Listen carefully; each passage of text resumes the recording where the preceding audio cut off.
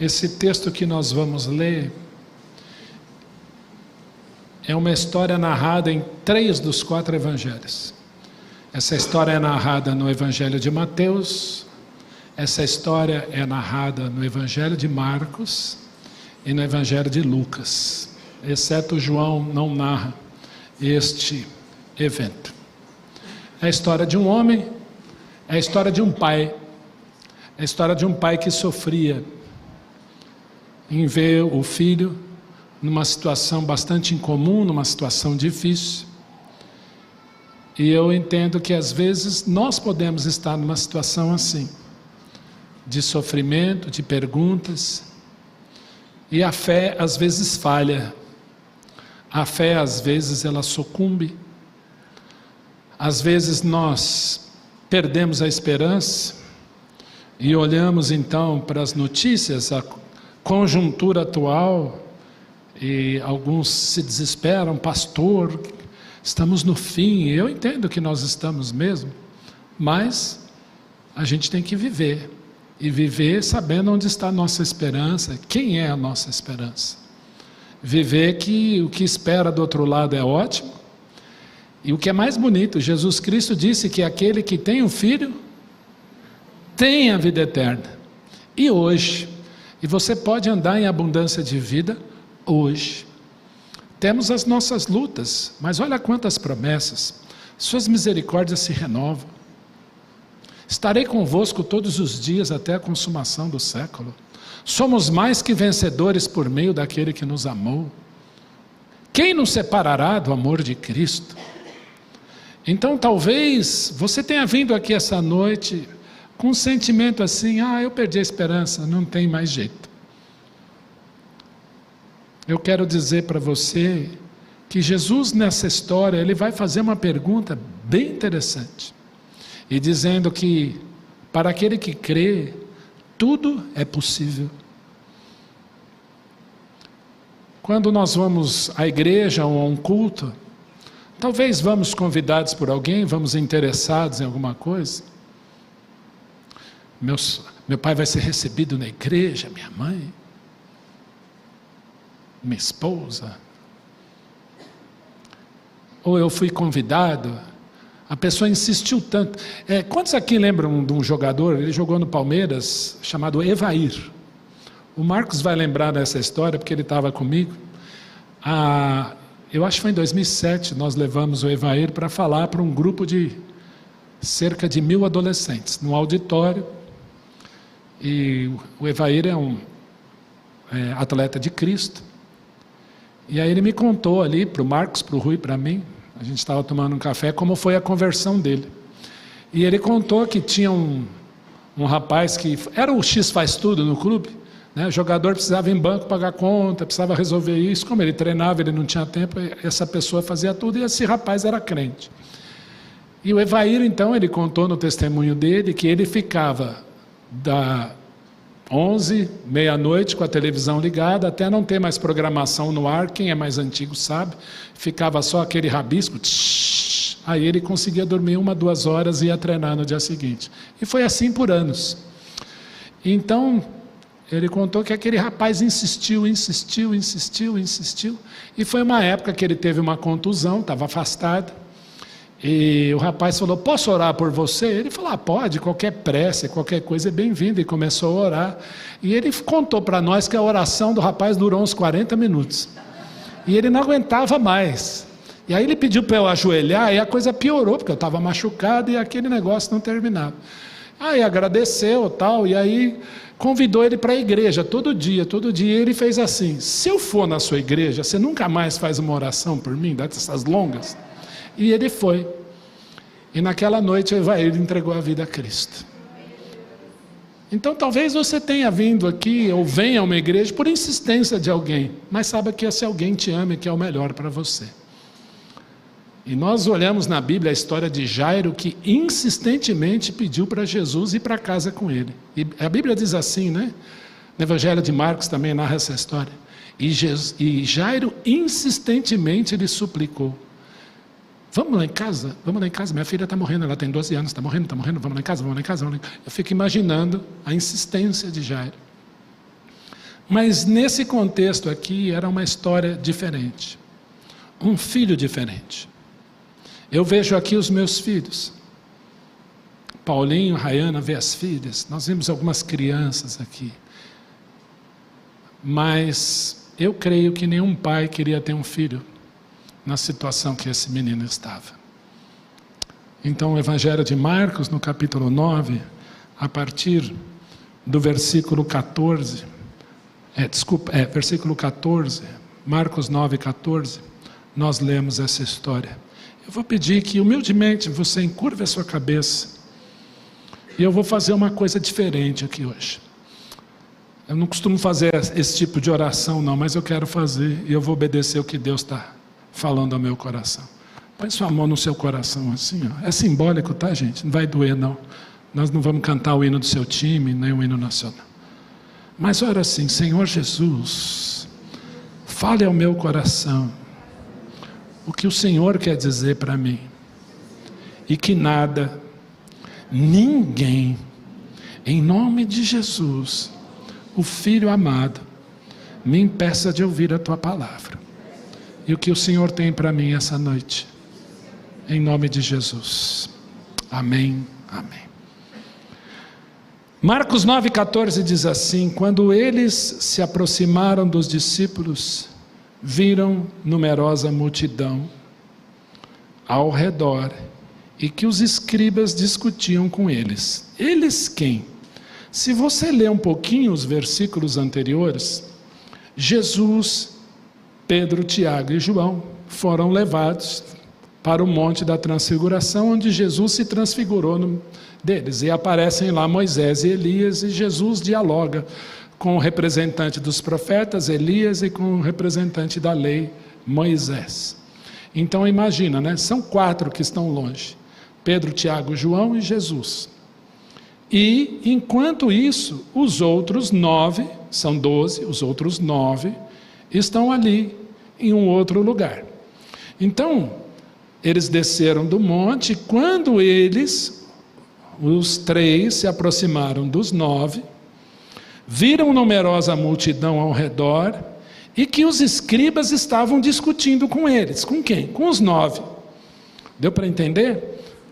Então tinham 9, agora junto o grupo dos 12, e quando esses 3 chegam, viram que os escribas, né, aqueles que copiavam a lei, estavam discutindo com aquele grupo dos 9. E logo toda a multidão, ao ver Jesus, porque Jesus estava voltando junto, tomada de surpresa, correu para ele e o saudava. Oh, Jesus, você está aqui, é você. Saudar é isso, tá, gente? Abraçaram, conversaram, que bom que você chegou. Então ele, Jesus, interpelou os escribas. Que é que discutíeis com eles? Jesus pergunta para os escribas: o que vocês estão discutindo com os 9 que ficaram aqui?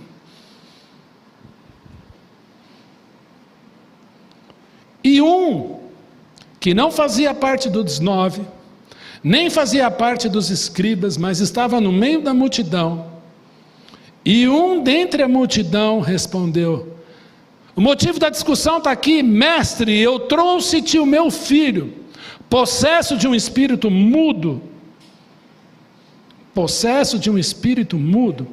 e este, onde quer que o apanha, lança-o por terra, e ele espuma, rilha os dentes e vai definhando, ou vai se retraindo. Roguei aos teus discípulos que o expelissem, e eles não puderam.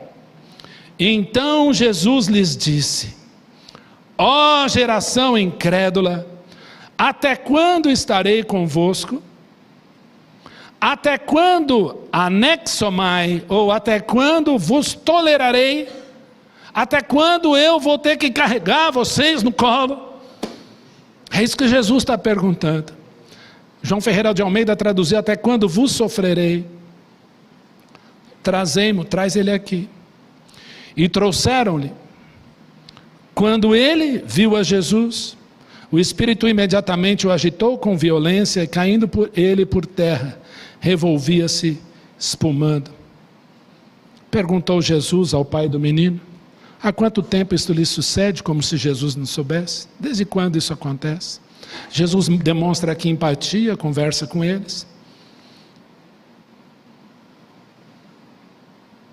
E ele responde desde a infância. Desde a infância. E muitas vezes o tem lançado no fogo, na água para o matar. Mas se tu podes alguma coisa, tem compaixão de nós e ajuda-nos. Ao que ele respondeu: se podes? Você está dizendo, se eu posso? Tudo é possível ao que crê. E imediatamente o pai do menino exclamou com lágrimas: eu creio, ajuda-me na minha falta de fé. Vendo Jesus que a multidão concorria, repreendeu o espírito imundo, dizendo: espírito imundo e surdo, eu te ordeno, sai desse jovem e nunca mais tornes a ele.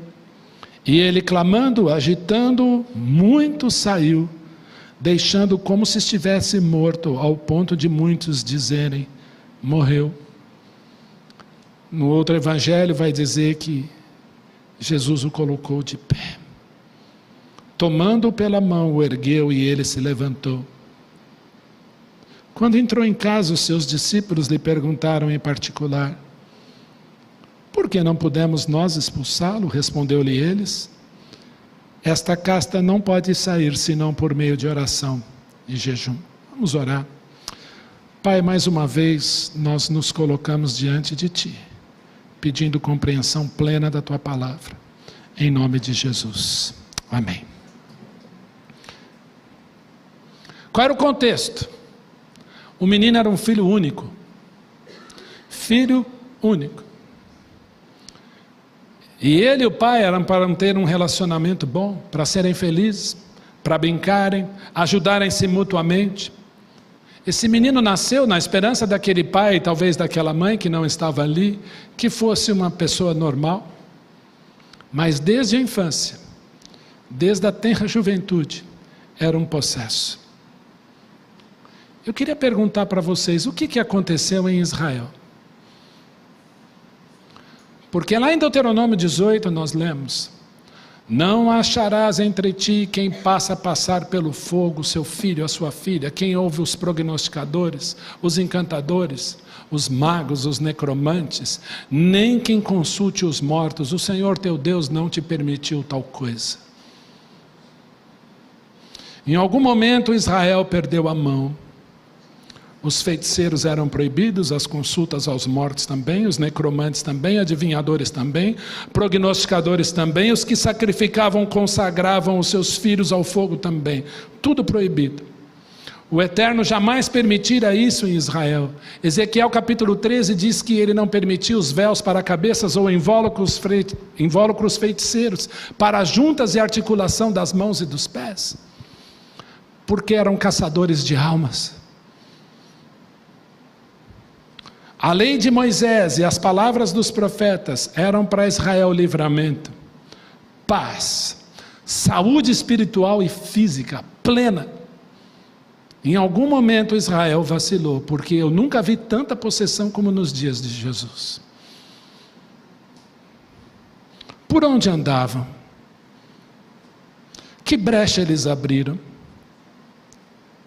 Porque era tão difícil naqueles dias uma sociedade limpa e viverem no verdadeiro shalom, na verdadeira paz.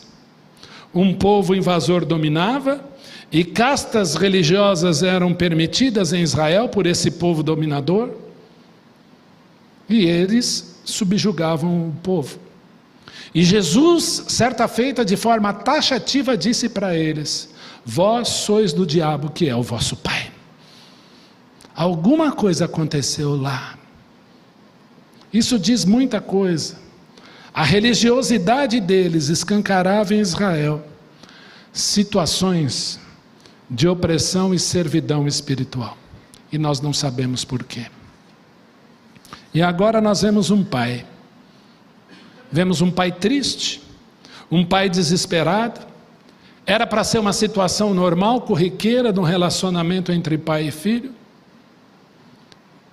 Aquele filho não abraçava aquele pai, ele não beijava a sua mãe, ele não sorria, ele não agradecia, ele não elogiava a comida, ele não brincava, ele não lia, ele não aprendia, ele não interagia, ele não ria, nem reclamava. Nada. Ele só grunhia, gritava, se jogava na água, no fogo, se afligia e se contraía. Não era ele. E de fato, não era ele. Então aquele pai diz para Jesus: eu trouxe meu filho aqui com muita dificuldade. Os líderes religiosos nada fizeram e os seus 9 também nada puderam fazer, e agora eles estão discutindo, e o motivo da discussão entre os escribas, taxando aqui, exortando aqui os seus 9 discípulos, e esses 3 chegaram junto contigo, é o meu filho, aquele que está ali.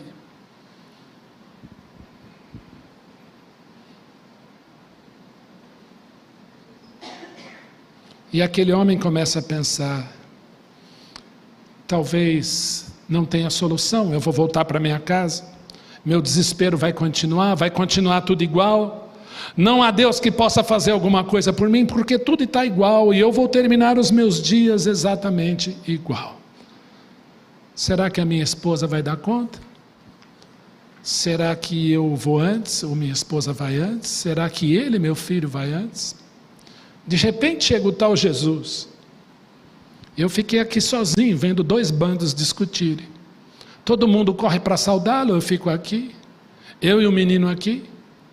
Parece que esse Jesus é curioso, porque ele está perguntando para aquele grupo: o que vocês estão discutindo? O que vocês estão falando?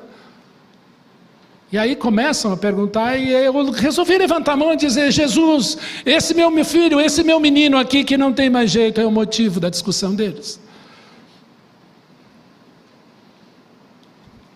Quem pode fazer alguma coisa?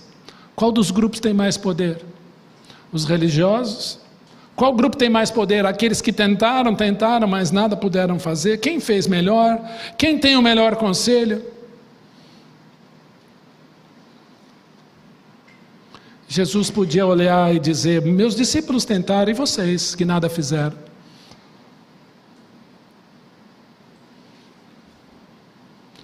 E toda vez que eu leio esse texto, e Jesus faz essa pergunta: o que vocês estão discutindo? Eu vejo, desculpa, com todo respeito ao texto, ao meu Jesus, uma certa, entre aspas, ironia.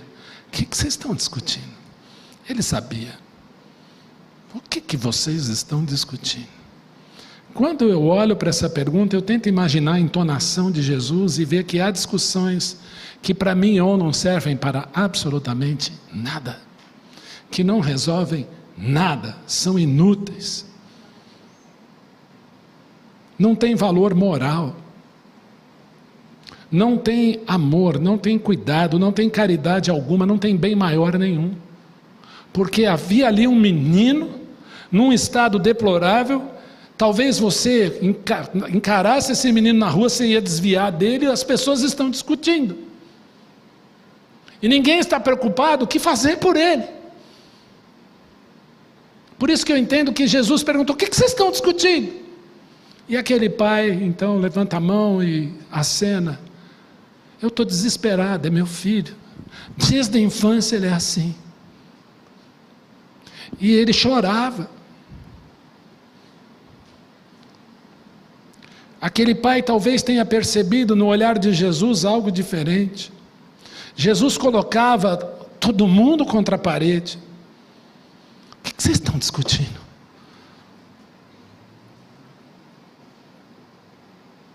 Não foi assim no caminho de Emaús?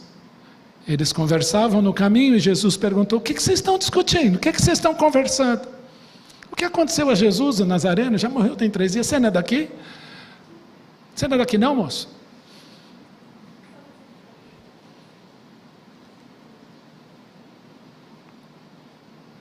Era a deixa daquele pai desesperado. É o meu filho. Ninguém pode fazer nada por ele. Sabe, Senhor, meu filho espuma, meu filho grita, ele se joga no fogo, na água, e não há quem o livre. E Jesus, incontinente, diz: traz ele aqui, traz o menino aqui. De repente, a cena se repete, ao vivo, para Jesus ver, os discípulos verem. Porque ao avistar o Senhor Jesus, e quando o Senhor Jesus chega, não há nada que possa detê-lo. Não há criatura que não esteja patente aos olhos a quem temos que prestar conta. Quando o Senhor Jesus Cristo chega, Ele é Jesus, Ele é a luz do mundo. Ele é Senhor. E aquela cena acontece ali. E Jesus pergunta para o Pai: desde quando acontece isso? Desde a infância. Jesus, se você puder fazer alguma coisa, se você puder me ajudar. A resposta de Jesus é incrível. Se eu posso? Se podes. Tudo é possível ao que crê. Tudo é possível àquele que crê. E aquele homem, aquele pai, cansado, surrado, sofria tanto, acordava de manhã e talvez pensava: mais um dia esse menino, tudo de novo, vai ser o dia inteiro assim. Aí então o Senhor Jesus fala para ele: tudo é possível ao que crê. E aquele pai choroso, desesperado, diz: Senhor, eu creio. Eu sei quem você é, mas me ajuda na minha falta de fé. Eu não tenho fé suficiente. Eu creio, eu sei quem Jesus é, mas a minha fé não é suficiente. Me ajuda na minha falta de fé. Talvez seja essa situação que você encontra aqui essa noite. Senhor, eu creio, eu sei que Jesus fez por mim, mas me ajuda na minha falta de fé. Ela é pequena. Se a fé por vezes falha e quando o sol eu não posso ver, a Jesus eu me dirijo. Senhor, me ajuda na minha falta de fé. E se eu preciso ter mais fé, ensina-me a ter mais fé, eu não sei como tê-la. Me ajude, Jesus, a romper em fé, eu não sei como funciona isso. E a Bíblia nos diz lá em Romanos capítulo 10, que a fé vem pelo ouvir, ouvir da palavra de Deus, ouvir pela pregação e pela palavra de Deus. Sabe por que nós estamos fazendo uma campanha de leitura bíblica em um ano? Simplesmente não é para ver quem bateu a meta lá em 31 de dezembro de 2025 e você vai ganhar então uma medalhinha. Não é isso, né, Jordânia? Mas é para que você rompa em fé. Porque a fé vem pelo ouvir da palavra de Deus. E quanto mais ler a Bíblia, mais fé você terá. Quanto mais ler a Bíblia, mais Jesus vai agir. Hoje de manhã eu perguntei aqui: Deus fala? A resposta foi sim. Deus fala? Fala. Como é que Deus criou o mundo? Pela sua palavra. Vaiomer Elohim, vai rior. E disse Deus: haja luz e hoje luz. 55 vozes de comando em Gênesis 1. Deus fala e começa a acontecer tudo o que Ele fala. E o único momento que Ele não vai falar, Ele vai usar a sua própria mão para que o homem seja a imagem dEle, é quando Ele cria Adão.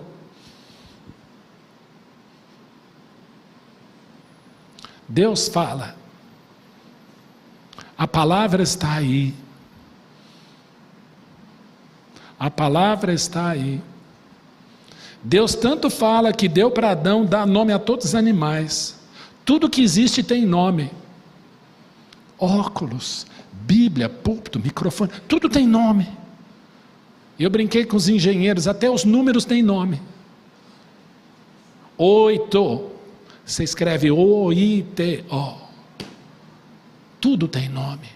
Deus deu nome a tudo. Por quê? Porque Ele é a palavra viva. Quando Ele fala, tudo acontece. E esse livro mostra que Ele, Jesus, é a palavra viva de Deus. A Bíblia é a palavra viva de Deus. Quero deixar isso para você. Eu creio, me ajude na minha falta de fé. Jesus, eu preciso ter mais fé. Eu queria dizer para você que não existe alimento para a fé com a sua Bíblia fechada. Não existe. Não existe fé sem clamor por fé à pessoa certa. Como Marcos sempre diz, não existe fé na fé. Fé na fé é positivismo, determinismo, autossuficiência vazia e ineficaz. Temos que ter fé na pessoa certa, e Jesus é vida, Ele é vitória. A fé em Jesus tem que ser alimentada, cultivada. E Jesus está convidando aquele pai agora a caminhar com ele. Porque Jesus simplesmente deu uma ordem. Espírito imundo, sai desse jovem e nunca mais torne a ele. Quando Jesus dá a ordem, nunca mais acontece. Nunca mais.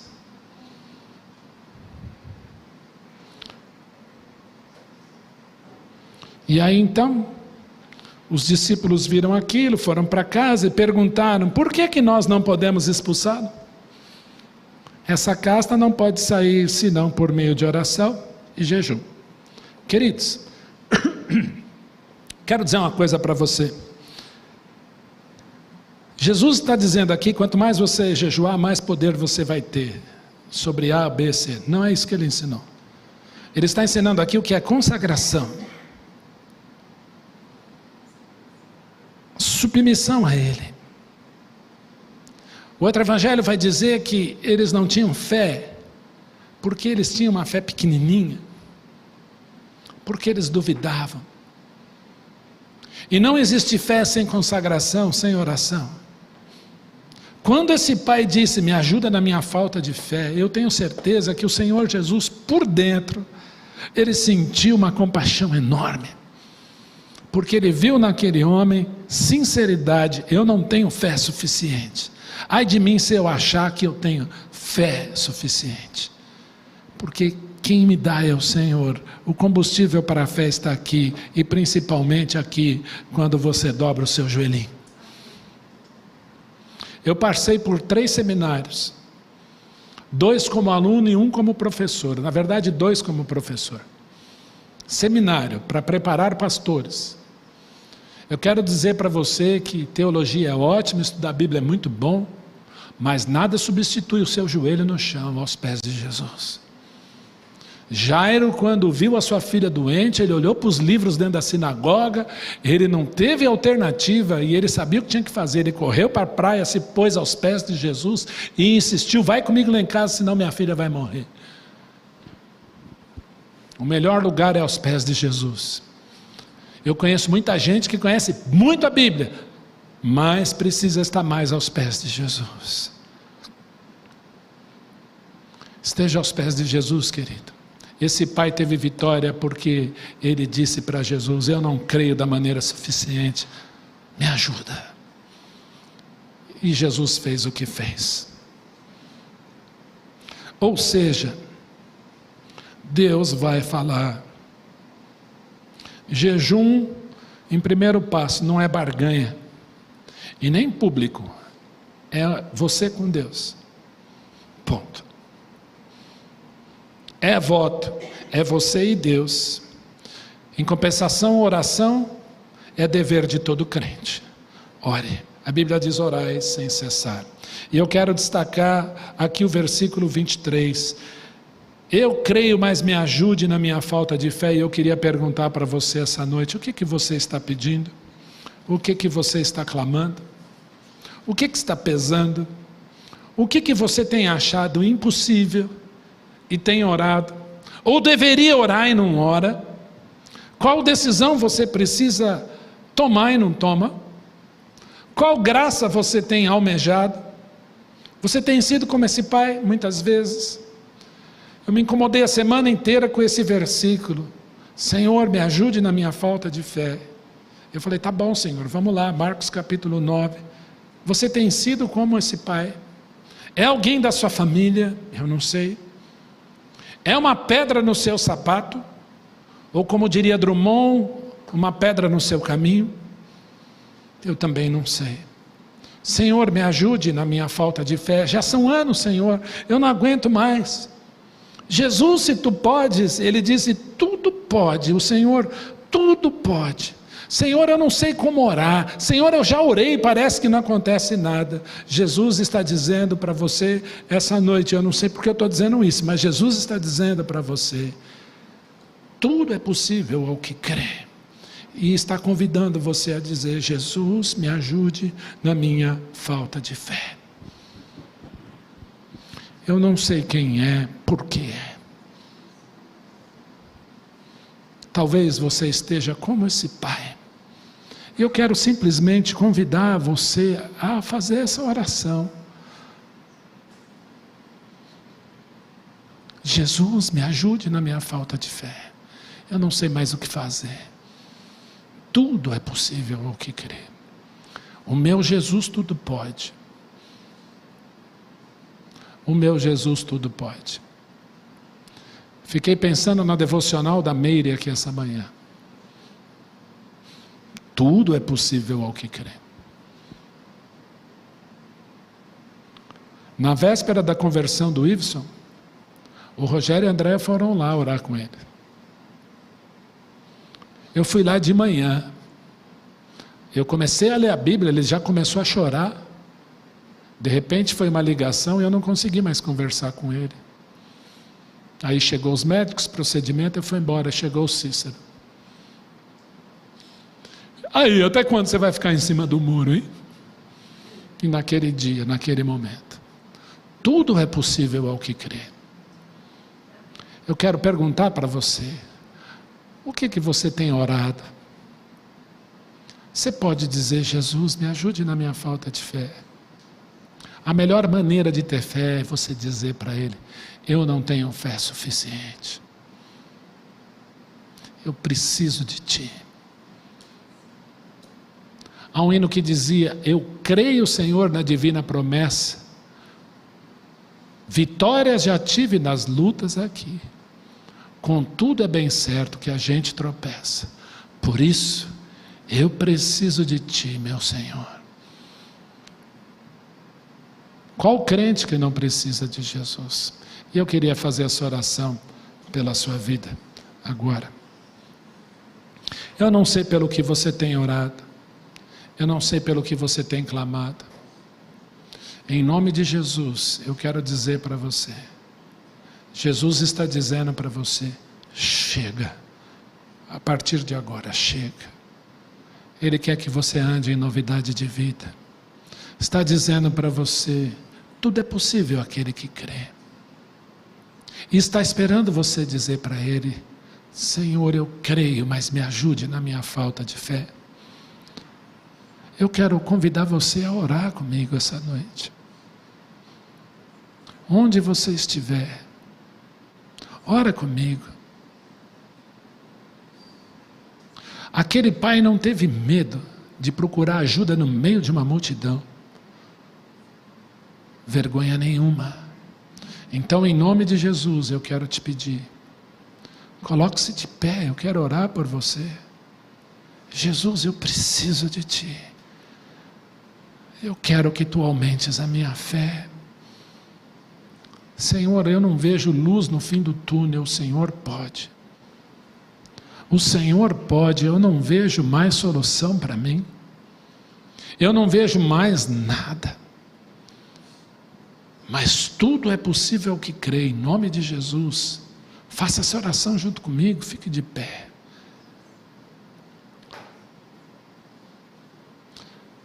Repita comigo: Senhor Jesus, eu creio que tudo podes e que nenhum dos Teus planos pode ser frustrado. Mas essa noite eu quero te pedir mais fé. Me ajude na minha falta de fé. Eu quero ver a Tua glória, o Teu poder em minha vida, e que isso me faça mais forte e caminhar bem perto de Ti. Muitas vezes eu sou como esse pai, mas esse pai viu Jesus agir. E eu quero te pedir, Jesus, mesmo em minha falta de fé, haja na minha vida, muda o que o Senhor quer mudar, para que eu esteja mais perto de Ti. Eu faço essa oração em nome de Jesus. Pai querido, eu quero te pedir por todos que aqui estiveram de pé, orando por essas vidas, impondo as mãos, Senhor, sobre essas vidas, para que tu fales, Senhor, o que precisam ouvir, e que estejam, Senhor, caminhando contigo, olhando para Jesus, autor e consumador da fé. Eu quero te pedir, Senhor, em nome de Jesus, vitória, Senhor, para a vida dos nossos irmãos. Não no determinismo, Senhor, humano, mundano, mas segundo a Tua palavra, aumenta-nos, Senhor, acrescenta-nos a fé, para que possamos ver ao Senhor Jesus. Em nome dele oramos e agradecemos. Amém.